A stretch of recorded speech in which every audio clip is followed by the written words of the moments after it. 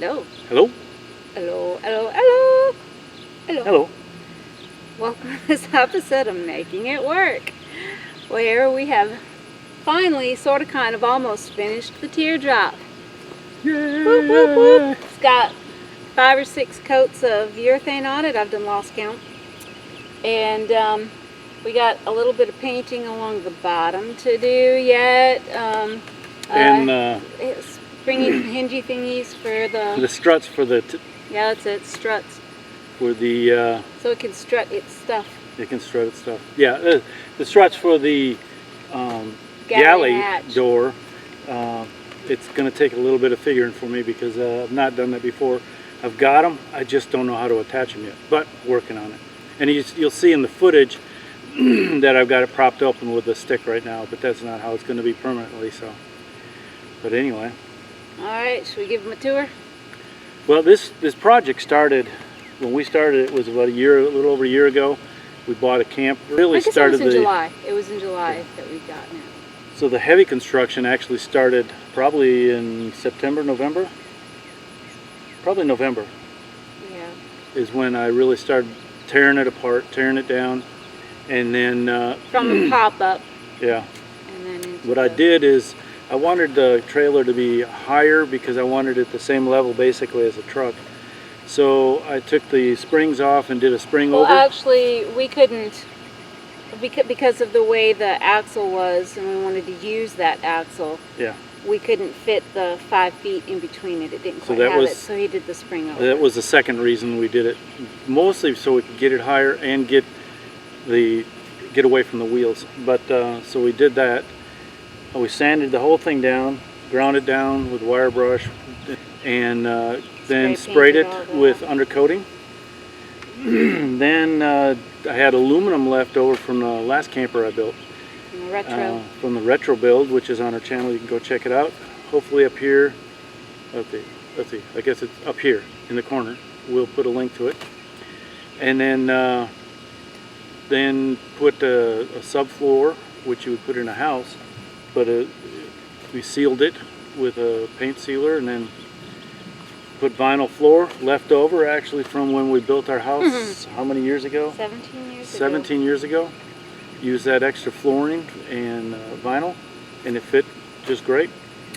And then the side walls are actually built out of a 1/2 inch on the inside, a 1/2 inch plywood, and then a 1/4 inch on the outside and a quarter inch on the inside, glued to it. An inch thick. If you go back and watch, with a few voids with foam in them, yeah, just to lighten the load. I was going to use the regular styrofoam and cut it and put it in, but it was a whole lot easier to use the spray foam and then trim that spray foam flat. It worked out really well. And then made the cabinets on the inside and the shelving on the inside front. And then I built a box in the front to contain the solar power converter, which I of course think is overkill. The front box on it is almost as big as the teardrop itself. You know how a white man makes a white man fire? This man made a this man box. So he didn't do anything on the small scale. This box, the wood that I've used on a lot of the interior was all free. Gary, thank you very much for that. But then I guess that's it. We'll give you a tour of it. There's a lot of parts on here from other campers that I got. Yeah, the windows came from another camper that we actually have the frame over here. That might be a future project. Yep. And not another camper project. All right, now. What else? Let's see, the galley stuff, the sink. The sink and the stovetop were both out of that pop-up, that original pop-up. We got for charging the battery, we got a solar panel by Renogy, the whole system from Renogy. We're not sponsored by We're not Renogy. sponsored by them, it's just what we used. We did a lot of digging and searching and found that would be the best that would work for us. And it was for affordable. This situation, and now we could afford it because we couldn't wrap a lot of money up in this project. Yeah, everything we do, we try to do as cost efficient as possible, which is kind of how we started making a teardrop to begin with, because we wanted to be able to travel the country the cheapest, most efficient way that we could. And we ended up not being able to go on our out west tour, which was really sad, but due to COVID, everything was closed when we were going to go. So it's opening back up now, but it was closed when we were going to go. So. Anyway. All right, we'll give you a tour. Ready? Hey, we're back. Okay, this is the galley door. I put an LED strip up here, plus underneath here is attached to this same LED strip here. And I've got a remote here to go dim, because when you're out in boondocking, out in the middle of the desert or something like that, any little bit of light is very bright. This was a camper from the Teardrop, the pop-up. Pop-up. This is some stainless steel I had. I just put it on there just for a grease barrier. Then we got the sink that's also from there. Of course, we got the 110 when we're hooked to shore power, or I can plug that into the battery through the inverter I got on the other side. And then of course the 12 volt. And I made a drawer that could be pulled all the way out, so you can put a board on top of here and extend your workspace, cooking space.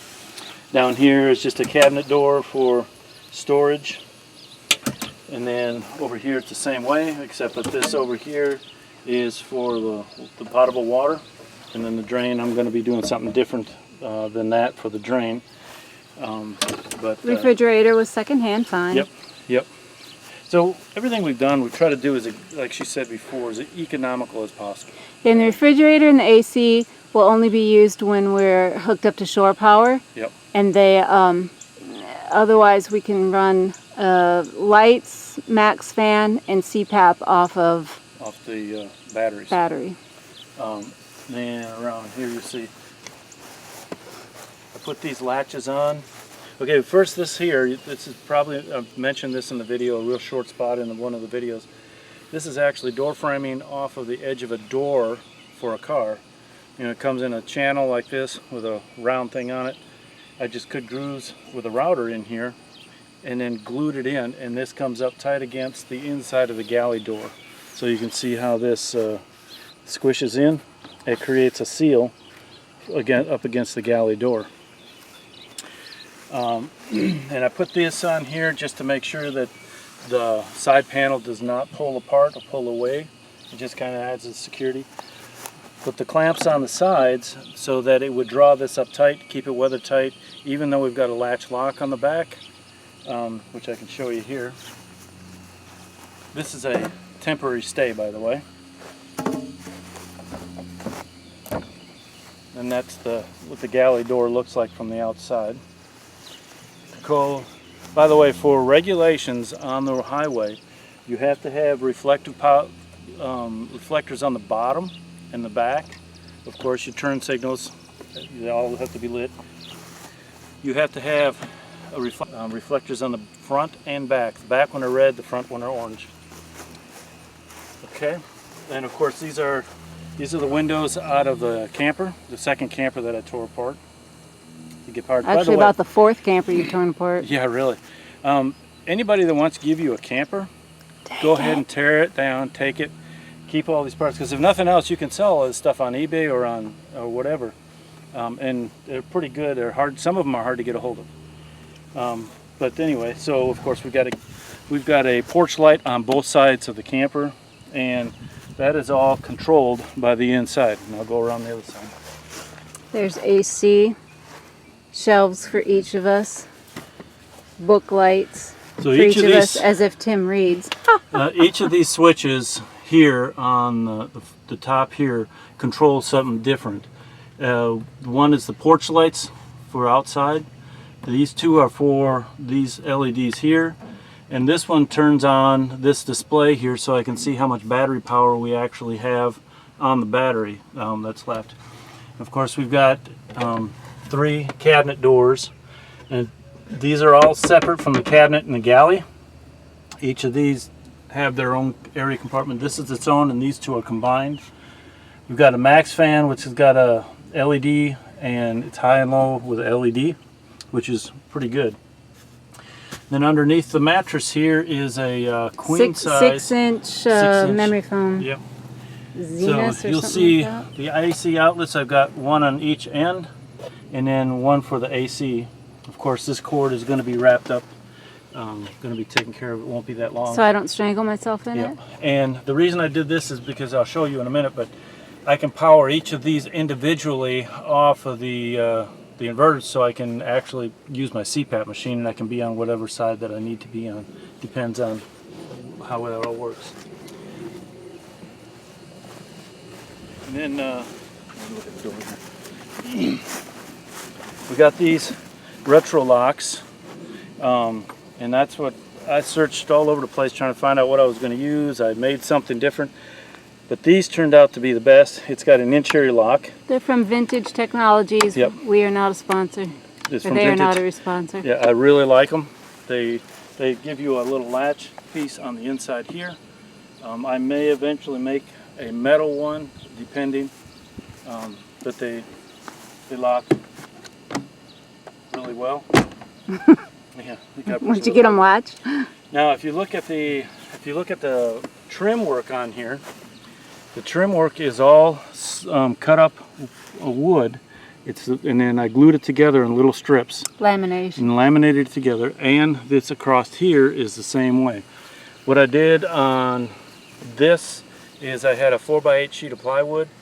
I created a jig that followed the contour of this whole camper, and then I just fastened it to that. And I think that's in one of the videos on the Teardrop Saga.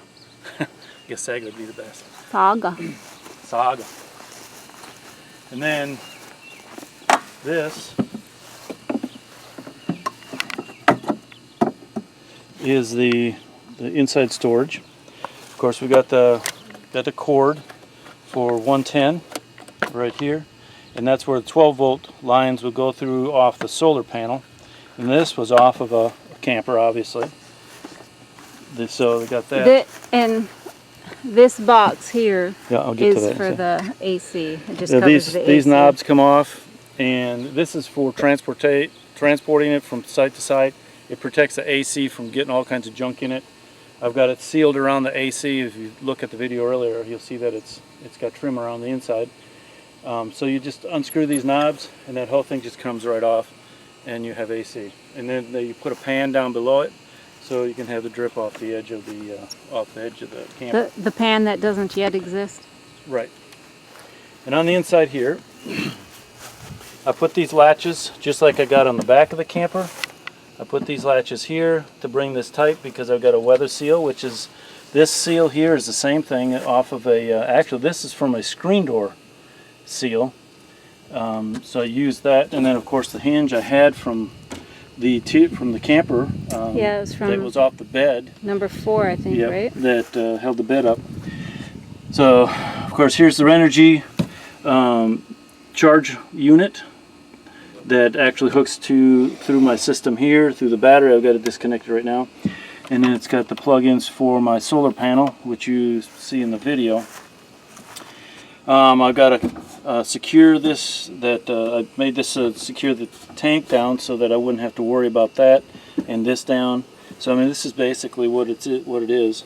And of course, this I got off the internet. It's just a standard camper 50 amp box or 30 amp box. I can't remember which one this one is. So it's an 8712 unit, so you can look that up on there. Done by WFCO. Then this came with it, and I just put an adapter so I wouldn't hit my box here. Of course, this is our Energy solar panel. It's a 100-watt solar panel. And you have done what to the back here? And what I've done here, so I can set this anywhere, is I've built a frame out of PVC so that it can be folded up and stuck inside the camper, laid on the bed with it down on the cushion, and it rides just fine there. But that's the camper. Hope you enjoyed it. If you have any questions, go ahead and write them below, and we'll get to the questions. But it actually got its first rain job the other day when we were starting to make the filming for the final episode here on the Teardrop, and it rained insanely. So, and the water beaded up. We might have some of those pictures of the beaded up water here. But if you have any questions, go ahead and send us a note on the bottom, email us or whatever, and just continue watching. Hit the subscribe button and the little bell icon. All right, so this is it, and thank you for watching.